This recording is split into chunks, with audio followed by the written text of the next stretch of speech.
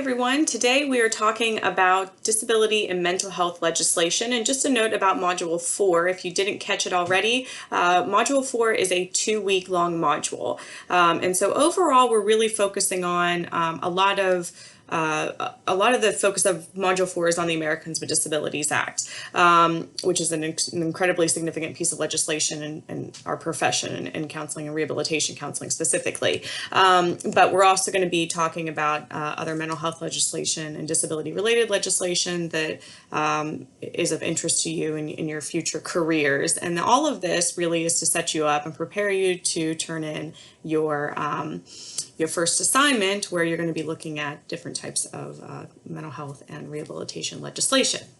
So you got your first assignment coming up. But Module 4 is a large module, so when you get into it, you see a lot of content. It's because it covers 2 weeks. There are a couple of things I do want to point out with Module 4 specifically. One is that, so if you get in and you look at the lecture notes, what I've done for you with this module is provided you with an outline of 10 different subject areas, okay, 10 different pieces of legislation, essentially, right? And A through E areas to focus on when you're going and reading about the legislation, about looking at the lectures that I'm providing and the one that you're going to listen to from the Job Accommodation Network. And what I really want you to do is fill out the notes yourself, okay? So imagine you're in an actual lecture in class and you're taking notes on these topic areas. So the purpose of this is to prepare you for an exam. Heads up, I will use this information in an exam. This is a reason why you should listen to my lectures. So go through in any areas, because I don't want to, talk ad nauseum about these laws to you today. There's a lot of information that you can find on the internet about each individual law, and I provided links to where you can find that information, the best places for you to find the information within the PowerPoint presentation. And I say the best areas to find the information because there are specific agencies that enforce these laws, and those agencies have provided us with a lot of guidance, documentation, guidance, fact sheets, even actual call-in numbers for the agency to find out more information. And so I want to direct you to the actual the federal, typically the federal agencies that are enforcing these laws, so that you are familiar with who those agencies are, getting the most up-to-date, accurate information directly from the source, from the agency, rather than just kind of searching it as a general Google search or Safari or whatever you're using. But and I also want you to be aware of who enforces those laws, because those are the entities that if your clients ever had an issue where they felt like they were being discriminated against or not treated as they should be under a specific law, they would be contacting the enforcement agency that's appropriate depending on the law that we're looking at. And that's how people get lawsuits filed. That's how they win suits against large employers and companies for discrimination and things of that nature. It's not because they go and tell the police officer next door or call a fire department. They're going through a very specific complaint process to report discrimination and discriminatory policies or practices that might be put in place, and those enforcement agencies are following up accordingly. So I want you to become familiar with the actual agencies that enforce these laws, what they do, why they're there, and the large amount of information that they give to the public, the general public, to learn more about these laws, which are complicated and complex. And so if you are getting to this point in the semester, you're thinking, my goodness, we have just talked about laws and laws and laws. Yep, welcome to the world of rehabilitation counseling. When you take a CRC exam, this is a good bulk of that exam is focused on the different pieces of legislation that have been enacted over the years.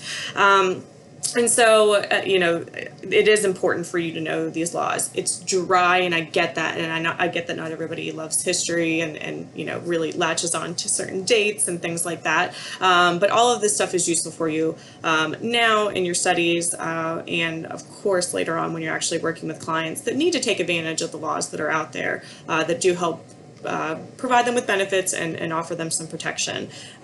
So getting into the actual kind of lecturette that I'm going to do today. So I'm not going to be talking about the Americans with Disabilities Act because I have provided you with a link to a 45-minute presentation from the Job Accommodation Network. Remember, that's the organization that I used to work for. Highly recommend them as a point of contact and a resource for you throughout your career. But you're going to be listening to Linda Batiste, who has a background in law. She's an attorney herself, but has worked in the field. My goodness, I mean, I don't want to date her, but she's been around for a very long time.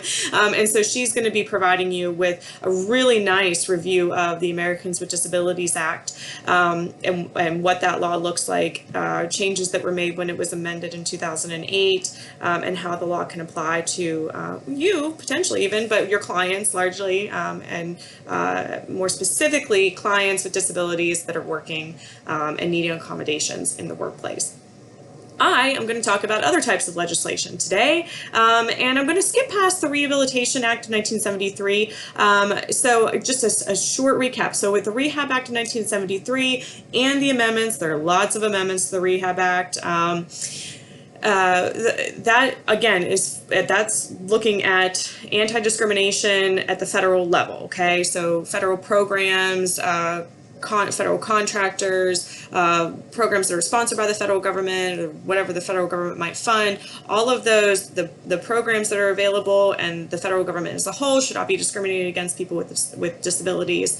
So remember, Rehab Act 1973 is the federal government. Also, I hope I did do a good job at clarifying this before. There's a lot of different areas rehab counselors can work in. There's a lot of different areas that you'll be able to work in because you're going to have this very robust background in terms of your education around clinical mental health and rehabilitation counseling.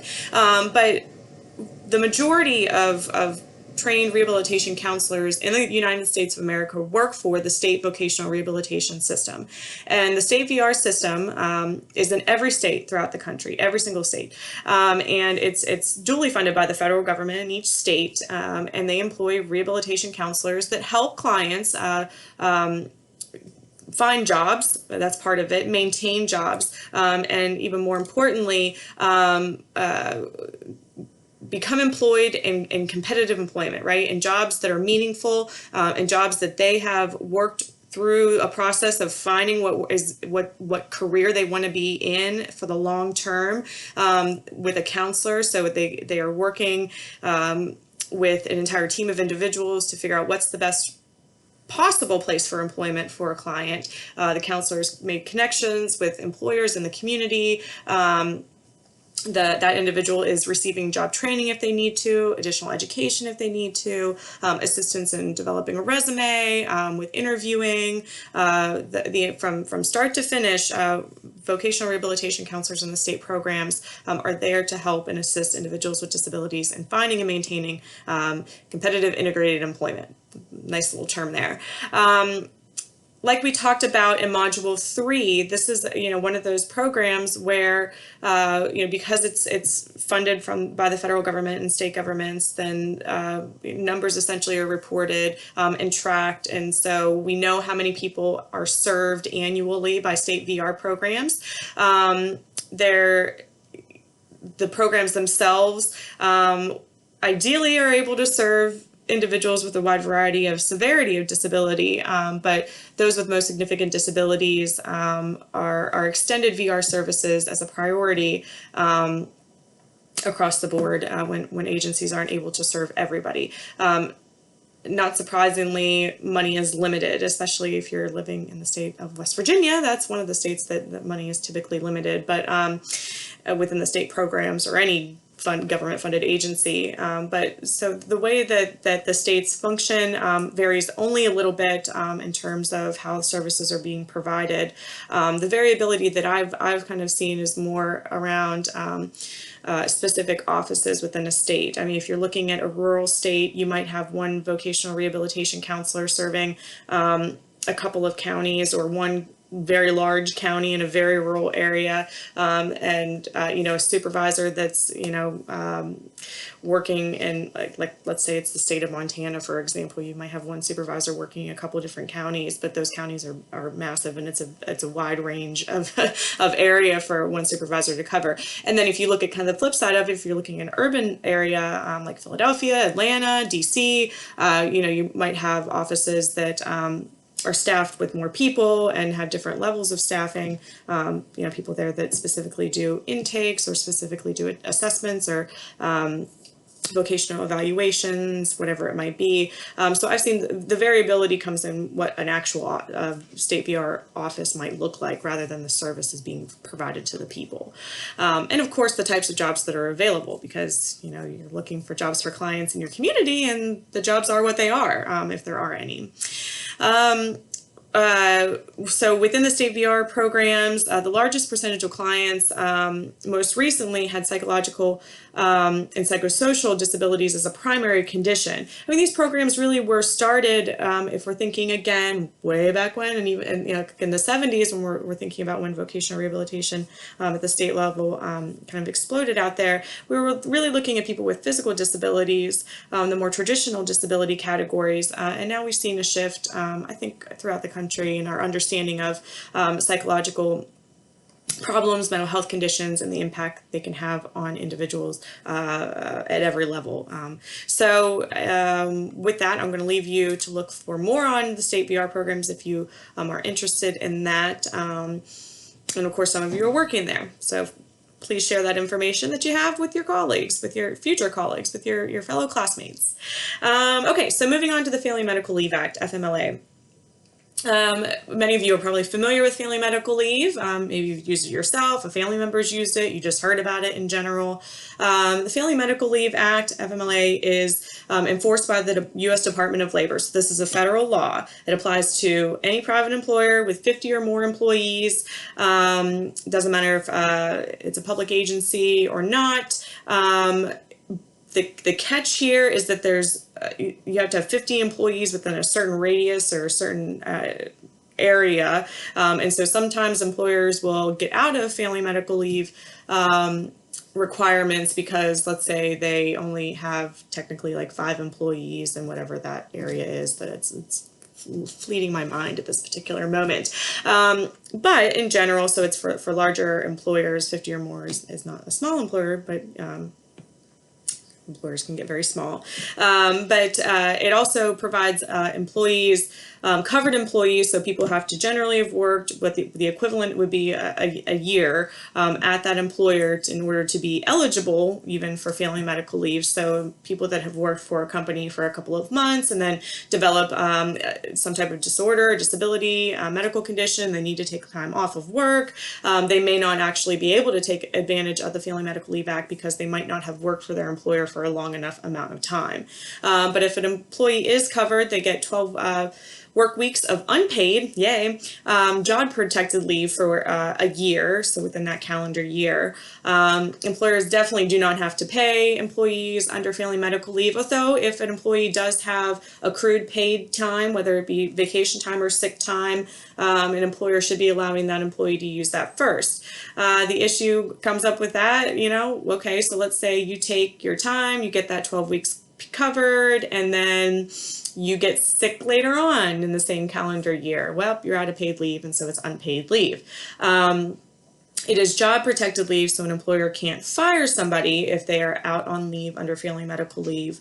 What I have, in my experience, what I would typically see that employers would do that they should not have done was set policies in place where if an employee exhausted their 12-week period of time of under family medical leave, they would just automatically be terminated. So even if they needed like 12 weeks and a day, doesn't matter, company had a policy, that employee would get fired. So more recently, over the past couple of years, I think it was in 2012, the EEOC, who enforces the ADA, put out a lot of guidance. It made it pretty clear that employers would be violating the ADA if they had that type of policy in place, and that if an employee needs additional time past that 12-week period, then the employer would need to look at providing additional leave under the Americans with Disabilities Act as an accommodation.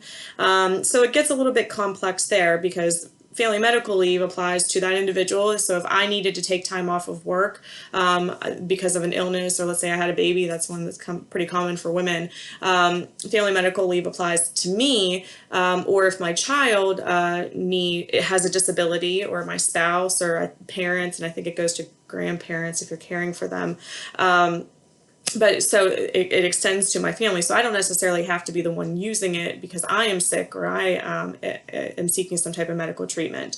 ADA, on the other hand, does, and you'll learn that, or you have learned that if you've already watched the Jan presentation. So under family medical leave, the leave can be continuous, so 12 straight weeks from start to finish, or it can be used intermittently. This is something that's really good for you to know about if you're wanting to get into private practice one day, because you're probably going to want to have some relatively normal office hours at some point. Although private practice people work in the evenings a lot and on weekends a lot. But people work. People in this country work. We just have to have jobs. And so they're going to have to take time off of work if they want to see you during the day. And so sometimes an employer who, again, has more than 50 employees and the employee, let's assume, is covered, if they need to take time off of work to come and see you as their counselor, they may be able to take advantage of the Family Medical Leave Act, again, to protect their job, to make sure that they're not getting written up for taking time off of work for medical appointments. And even if you are family medical leave is just a good law to know about because clients will likely need to have some time off. And sometimes employers really aren't familiar with all these laws, even though they've been around since forever. So it's important that we're educating our clients about things that are out there that can protect them. Okay. Moving on to the Veterans Employment Legislation piece of today. So the Uniformed Services Employment and Reemployment Rights Act, somebody mentioned there were a lot of acronyms in this profession, and yes, there are. USERA, I think is how we say it. Nobody's ever corrected me on that one, but so what it deals with is the employment and reemployment of service members. So if an individual is a service member and they are called out to serve overseas for because the government has done that for them, right? That's what they've said they needed to do, and we thank them for that. Then when they come back within the 24-month period of time, basically their employer has to give them their job back. It has to be at the same level, same seniority level, status and pay. All of their rights and benefits that would come along with that job have to be provided back to them when they return from their time serving. It also protects individuals in uniform services from retaliation and discrimination, things that we hope, my goodness, don't actually happen, but unfortunately they do. And again, this one is enforced by the Department of Labor, the Veterans Employment and Training Service.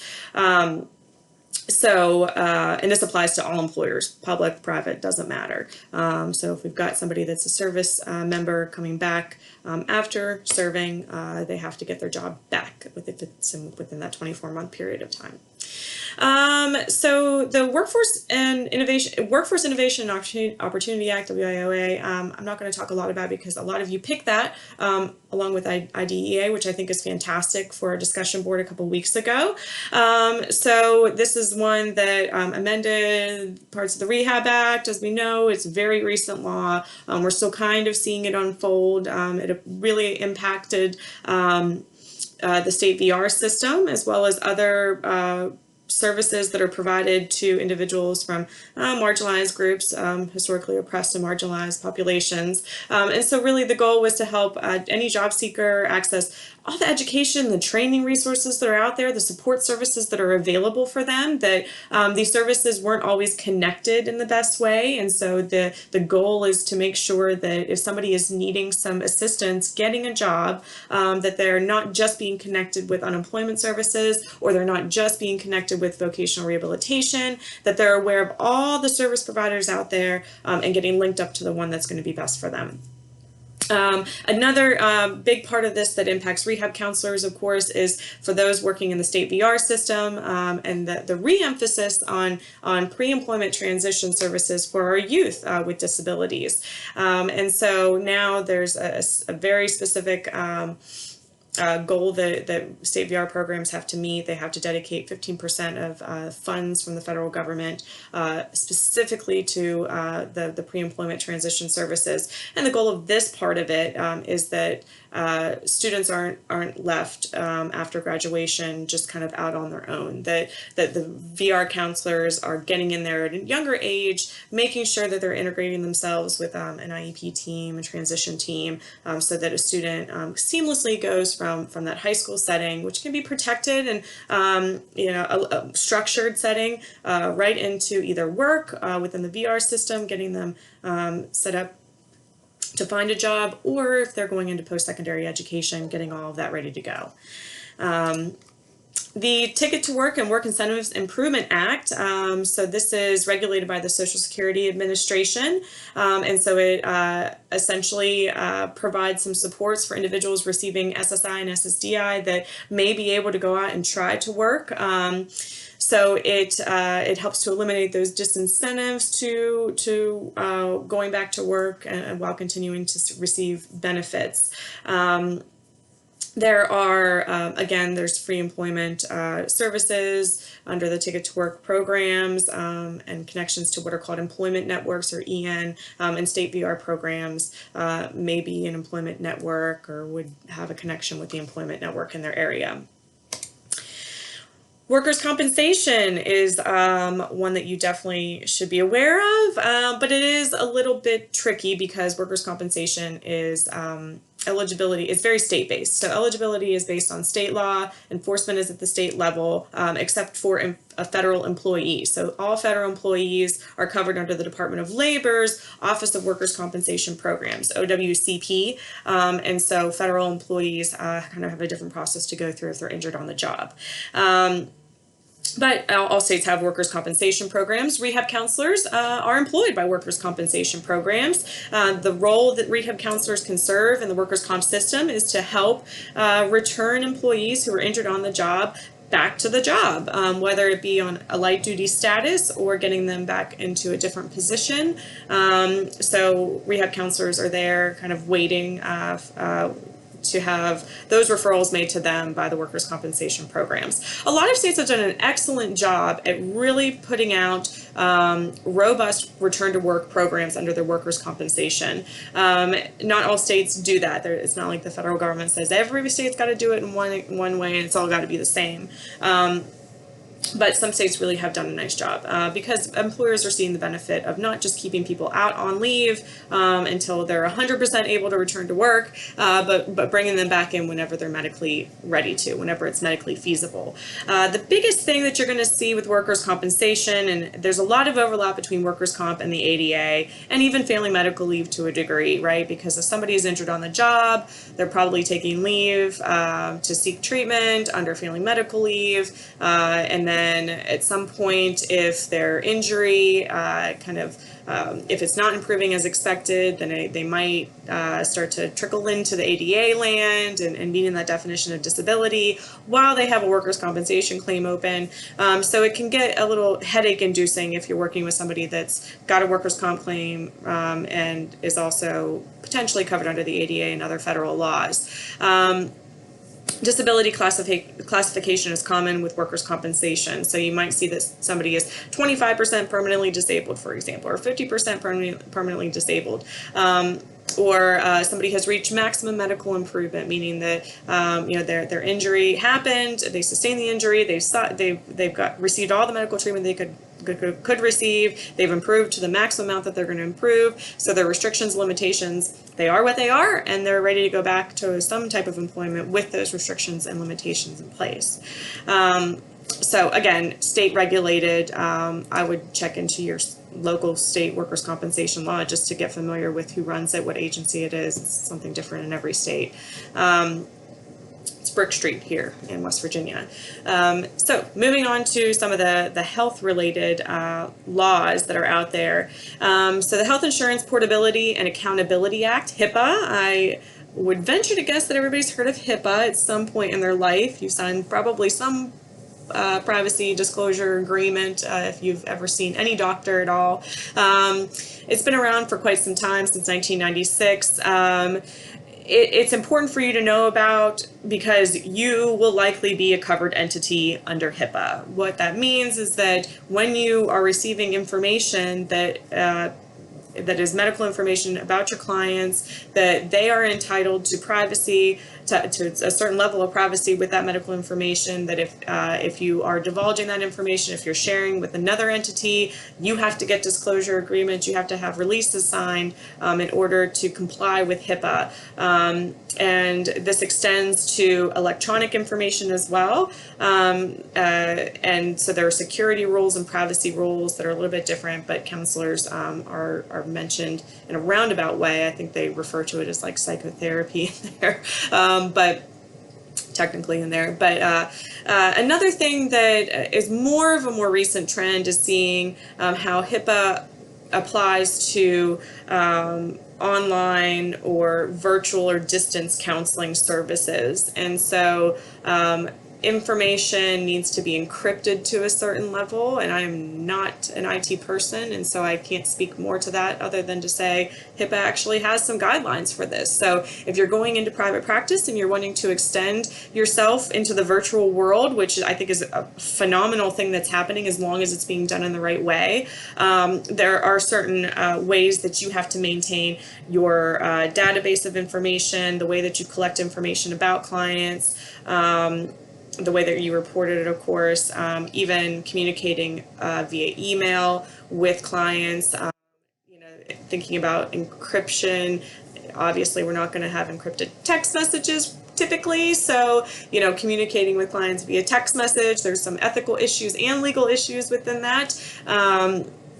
And the use of other like video conferencing platforms like Zoom or Skype. Skype, just never use Skype. If you're talking to a client, just do not do that. Do not use Skype or FaceTime. No, there are other programs out there that are more secure. So HIPAA is enforced by the Office for Civil Rights. So essentially, if you violate your client's privacy or their right to privacy, they could file a complaint against you, which is not something you ever want to have happen, right? The Patient Protection and Affordable Care Act, or the ACA. I could probably update information about the ACA, on a month-to-month basis if I'm just looking at what politicians are saying. I try not to do that. So it's important for you to know that it is still there, it does still exist, and that certain counseling services might be covered under the ACA. So if your client is receiving health insurance coverage under the ACA or Obamacare, then because the goal was to expand coverage with these laws, improve quality of care, and improve services and lower healthcare costs, but it's again a hot button topic. But just know that it may just be another way for you to bill an insurance company, depending on how the ACA indicates that needs to happen. All right, and rounding it out here, I'm not going to really review the Individuals with Disabilities Education Act, IDEA, because again, a lot of you did select that as a topic to discuss in the module a couple weeks ago, which I think is fantastic. The Family Educational Rights and Privacy Act, FERPA, is one that really applies within the counseling world to school counselors, I would say, and college counselors more than anybody else to a degree. But, if you're working in the school systems and you're working, let's say, on a transition team, it may be that any case notes that you're taking that are specific to your individual work with a student, if that comes up, could be subject to FERPA, meaning that parents have access to it. That's the bottom line of it, that until a child is 18, parents have access to their records. And so that's why I say it's especially important for school counselors, because case documentation for school counselors, parents can look at it, they can request it. So school counselors have to be pretty careful in terms of what they actually talk about and document. IDEA is going to apply for those of you that are, again, working in transition services, just to be aware of what that law says.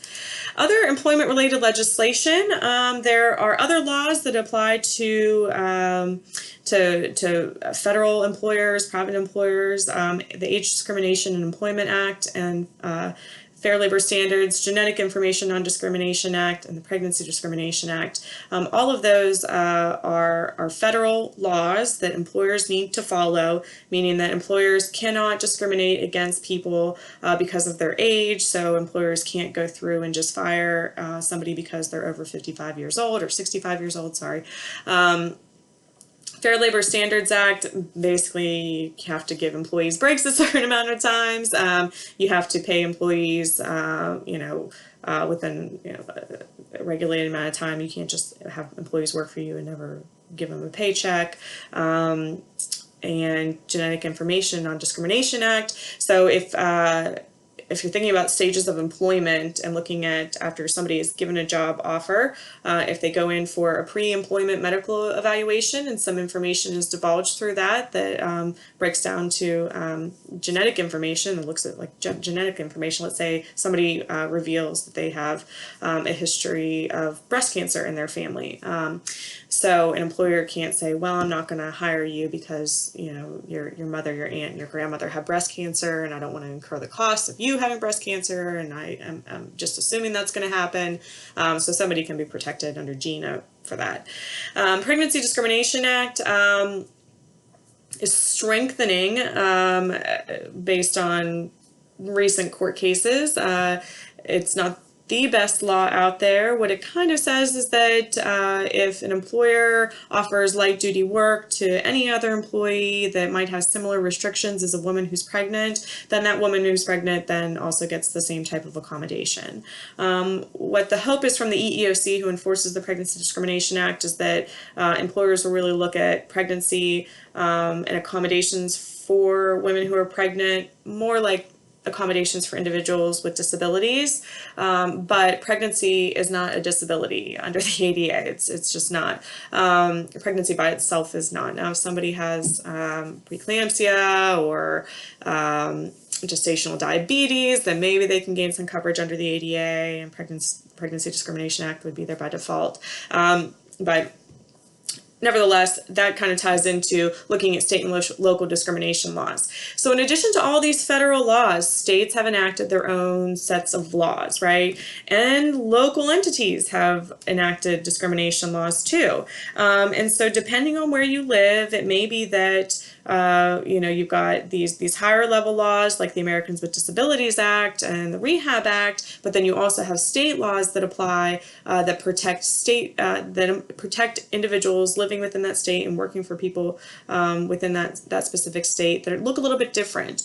And sometimes state laws are more stringent. The example that I always give is the state of California in terms of disability discrimination laws and even pregnancy discrimination laws and leave laws in general. But so a lot of the state laws that California has enacted extend benefits more broadly to residents of the state of California.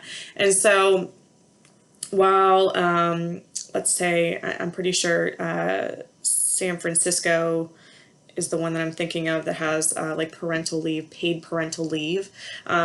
So even though family medical leave doesn't require employers to give paid leave, right? Like people that are working within that city, within San Francisco, employers have to provide paid leave to their employees that are taking leave and need it for whatever reason.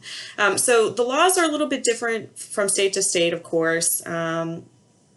Sometimes an employee or an individual that feels they're being discriminated against can go both to a federal entity to file a complaint and to their state. It just depends. But so what I want you to do in this last little section of your notes is to kind of explore, look at a couple of the laws that apply in your state, whatever state that you live in, just so that you know what is available, what might apply to clients that you might have in the future. And you can be specific. If you want to work with individuals in private practice, start to think about what laws might be beneficial to know about for your clients. Is it a housing law that you might need to know about, for your clients? Is it anything related to like Medicare or Medicaid and how it's run in your state? So do a little bit of digging and find out just what's available for potential future clients in your area. And with that, So like I said, you're going to just be noticing that there's a lot in Module 4 because it's a 2-week module. In addition to the two lectures, so mine and the one from Jan, from Miss Linda Batiste there, the discussion that you've got for this module is a little bit lengthier. It's more in detail. So I do want you to talk about the legislative acts that you research and wrote your papers on. So that's one part of it. I've got some questions to prompt the first part of your discussion there.